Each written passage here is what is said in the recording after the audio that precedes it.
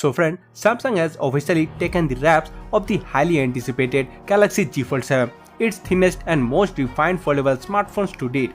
The new foldables not only gets a design overhaul with a slimmer, lighter build but also packs the powerful Snapdragon 8 Elite chipset for top-tier performance. From improved durability, a better hing mechanism and upgraded cameras. Here's everything you need to know about the brand's latest flagship foldable. The South Korean tech giant is finally catching up on the foldable design element with Chinese competitors since the Galaxy Z Fold 7 is a lot thinner now. To recall, the Galaxy Z Fold 6 measures 5.6mm when unfolded and 12.1mm when folded, but now the Galaxy Z Fold 7 measures just 4.2mm unfolded and 8.9mm when folded. For a quick comparison, Samsung's flagship Galaxy S25 Ultra weighs 218 grams, while the Z Fold 7 is lighter at 215 grams. Samsung has also made improvement to the hinge, what it calls the Armor Flex hinge, along with an IP48 rating for water and dust resistance. The cover display is a 6.5-inch dynamic AMOLED 2X display with a 21:9 aspect ratio,